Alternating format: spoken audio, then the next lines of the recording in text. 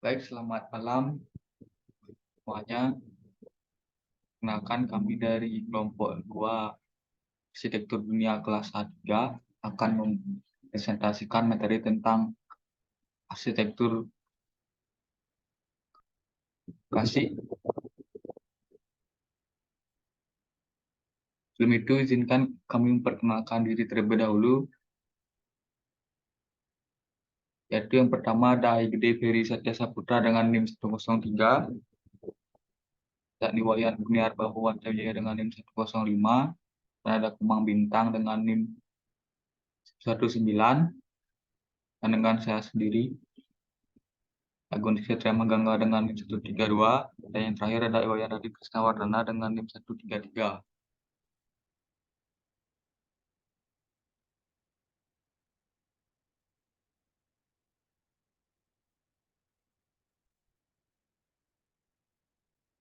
Pertama ada arsitektur klasik. Arsitektur klasik adalah gaya bangunan dan teknik desain bangunan yang mengacu pada zaman klasik atau zaman Yunani kuno, seperti yang digunakan pada zaman Helenistik dan Kekaisaran Romawi yang kemudian berkembang di dunia barat, terutama di Eropa. Gaya arsitektur ini memiliki ciri-ciri khas seperti penggunaan pilar-pilar, ornamen-ornamen yang indah, simetri, proporsi yang seimbang, dan penggunaan bahan seperti marmer. Pilar-pilar adalah salah satu elemen penting dalam arsitektur klasik barat. Selanjutnya, konsep dasar perwujudan arsitektur klasik barat. Konsep dasar dari arsitektur klasik barat adalah simetri dari proporsi. Simetri dalam arsitektur klasik menciptakan kesan keteraturan dan keseimbangan yang harmonis. Bangunan klasik biasanya simetris dan memiliki elemen seperti kolom dan jendela yang berjarak sama. Konsep dasar simetri dalam bangunan klasik barat sangat penting dan memberikan karakteristik yang khas. Konsep simetri pada bangunan klasik barat biasanya digunakan pada tata letak bangunan, fasad, bentuk bangunan, atau geometris, kolom, dan ornamen. Selanjutnya, ciri-ciri arsitektur klasik. Yang pertama ada memiliki banyak sekali ornamen atau hiasan hampir di setiap sudut bangunan. Yang kedua ada biasanya berupa bangunan yang besar dan megah. Ketiga ada memanfaatkan efek distorsi mata untuk menciptakan kemegahan dan keindahan bangunan-bangunan utamanya. Yang keempat ada bahan utama menggunakan bahan yang langsung diambil dari alam. Yang terakhir ada setiap bangunan pada arsitektur yang kuno adalah bagian integral dari seluruh struktur keseluruhan. Karenanya peninggalannya atau walau tidak sempurna dapat direkonstruksi menjadi suatu bangunan yang sebenarnya. Selanjutnya, perkembangan arsitektur klasik. Pertama ada zaman Yunani kuno. Perkembangan arsitektur klasik dimulai pada abad ke-6 sebelum Masehi. Ketika kolom-kolom dan dinding utama dibangun dengan batu gamping dan testeran marmer di Yunani, arsitektur klasik Yunani mencapai puncaknya pada abad ke-5 sebelum Masehi, di mana bangunan-bangunan seperti Parthenon dibangun dengan menggunakan prinsip-prinsip simetri dan proporsi. Selanjutnya ada zaman Romawi kuno. Arsitektur klasik mencapai puncaknya pada zaman Romawi, di mana bangunan-bangunan seperti kuil dan amfiteater dibangun dengan menggunakan prinsip simetri dan proporsi. Arsitektur Romawi juga menambahkan elemen baru seperti kubah dan lengkungan. Selanjutnya akan dilanjutkan oleh rekan saya.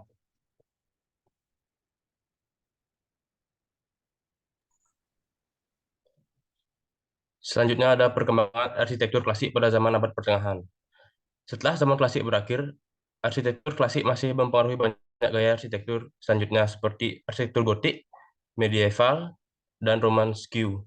Pada abad ke-12, arsitektur klasik mulai diadaptasi oleh gereja-gereja dan katedral di Eropa. Selanjutnya ada zaman Renaissance.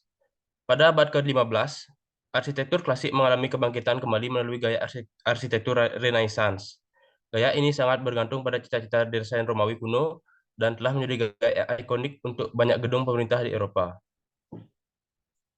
Next.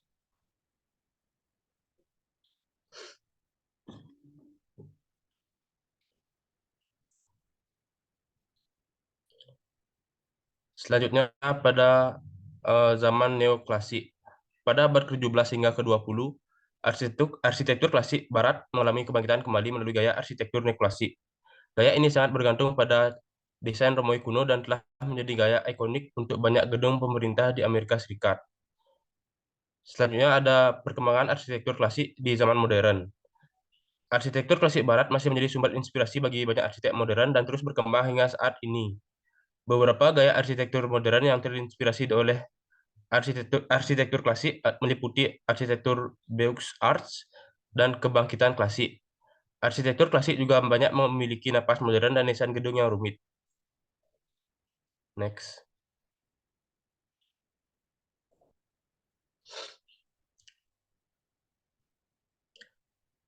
Selanjutnya ada keunggulan arsitektur klasik barat dalam kemasyarakatan. Next. Dalam konteks sosial kemasyarakatan, arsitektur klasik barat memiliki keunggulan-keunggulan tersebut yang dapat memberikan dampak positif bagi masyarakat yang menghargai seni, estetika, nilai-nilai, keteraturan, kualitas, lingkungan, dan identitas budaya. Yang pertama ada menciptakan kesan kemewahan dan keindahan. Arsitektur klasik barat menciptakan kesan kemewahan dan keindahan yang menjadi ciri khas dari gaya arsitektur ini. Hal ini dapat memberikan dampak positif bagi masyarakat yang menghargai seni dan estetika. Next.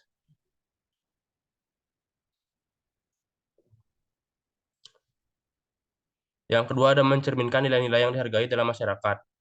Arsitektur klasik menghargai konsep-konsep seperti keberanian, kerendahan hati, dan kecerdasan, yang membantu menentukan komponen individu yang dapat ditemukan dalam beberapa gaya arsitektur klasik. Hal ini dapat memberikan dampak positif bagi masyarakat yang menghargai nilai-nilai tersebut. Yang ketiga ada menciptakan keteraturan dan keseimbangan yang harmonis. Simetri dan proporsi dalam arsitektur klasik menciptakan keteraturan dan keseimbangan yang harmonis. Hal ini dapat memberikan dampak positif bagi masyarakat yang menghargai keteraturan dan keseimbangan dalam kehidupan sehari-hari. Selanjutnya akan dijelaskan oleh teman saya. Selanjutnya, meningkatkan kualitas bangunan dan lingkungan. Arsitektur klasik barat menggunakan bahan-bahan berkualitas tinggi seperti marmer yang dapat meningkatkan kualitas bangunan dan lingkungan. Hal ini dapat memberikan dampak positif bagi masyarakat yang menghargai kualitas dan keberlangsungan lingkungan. Selanjutnya, meningkatkan identitas budaya.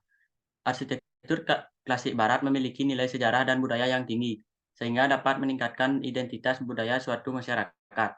Hal ini dapat memberikan dampak positif bagi masyarakat yang menghargai identitas budaya dan ingin mempertahankannya. Next. Arsitektur Yunani. Arsitektur Yunani kuno merupakan fondasi dari berbagai gaya berikutnya yang berkembang di berbagai belahan dunia dan juga menyumbangkan pemikiran yang paling pintar dan penampilan yang sempurna di dalam tradisi Eropa Barat. Oleh karena itu, monumen utamanya begitu penting sebagai bentuk pemahaman tentang arsitektur Eropa itu sendiri. Next.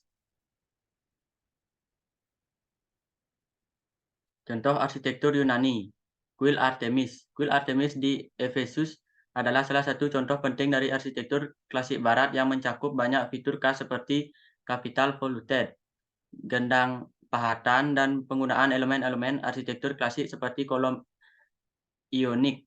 Bangunan ini merupakan bagian integral dari warisan arsitektur klasik barat dan merupakan salah satu situs bersejarah yang penting dalam sejarah arsitektur dunia. Next.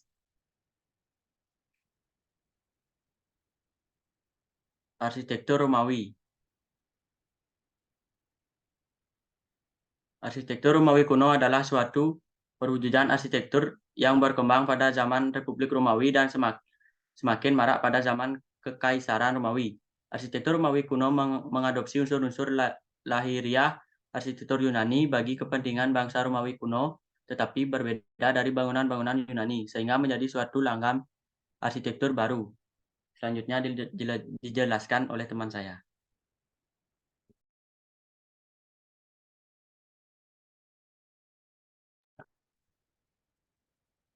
Karakter arsitektur Romawi. 1. Kemampuan dalam teknologi bangunan lebih maju daripada bangsa Yunani.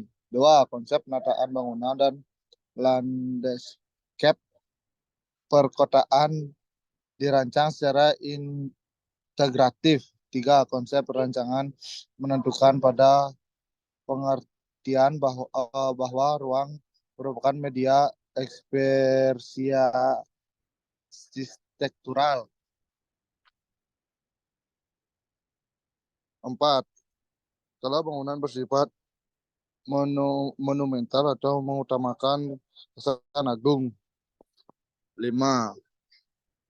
Penafsiran terhadap makna kehidupan dari segi fungsi dan sistem struktur sosial sangat kompleks. Next. Contoh arsitektur Romawi. Kolosium. Kolosium atau Koloseum adalah bangunan arsitektur Romawi yang merupakan tempat pertunjukan besar dan berbentuk elips. Bangunan ini menjadi salah satu keajaiban dunia yang terletak di Italia, Roma. Bangunan yang pertunjukan ini merupakan berukuran cukup besar, yaitu memiliki tinggi 48 m, panjang 188 m, dan lebar 156 m dengan keseluruhan luas bangunan mencapai 25 hektar. Material yang digunakan bangunan Romawi ini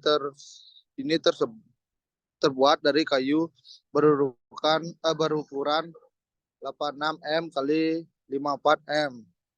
Keseluruhan bangunan pun tertutup pasir dan batuan. Next.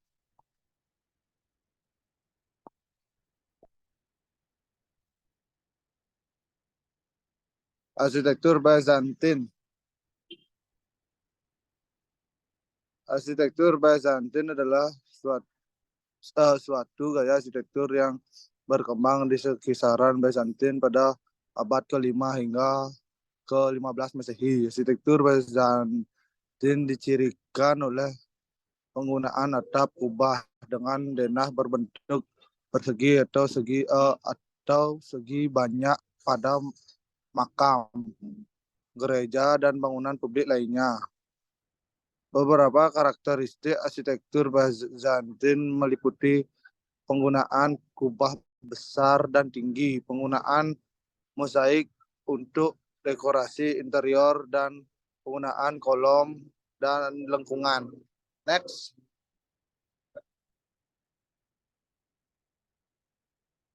Contoh arsitektur Bizantin atau Dome of the Rock. Dome of the Rock merupakan salah satu bangunan yang menggunakan style Bizantin. Arsitektur Bizantin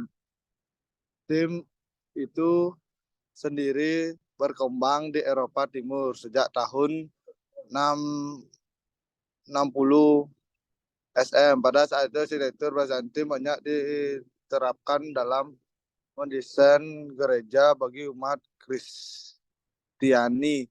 Berikut ini merupakan analisa penerapan arsitektur Bizantin pada Dome of the Rock. Dan selanjutnya dijelaskan oleh teman saya. Selanjutnya ada arsitektur Kristen awal.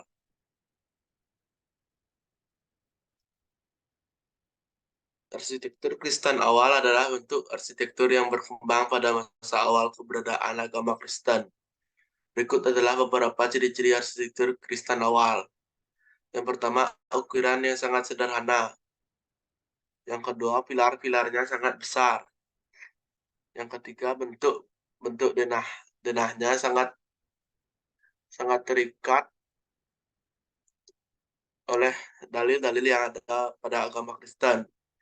Yang keempat, interior bangunan basilika dihiasi dengan ornamen atau gambar tentang cerita tokoh atau pemuka agamanya.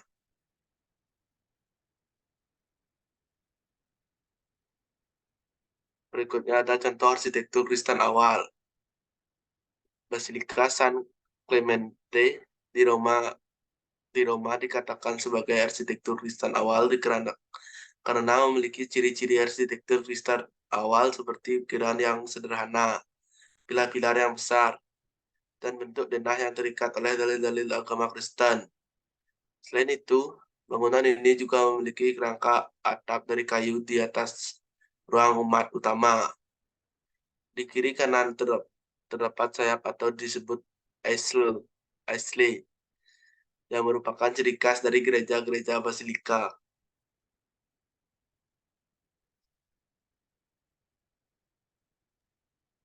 Sekian presentasi dari kelompok kami. Mohon maaf jika ada salah kata yang kami ucapkan. Terima kasih.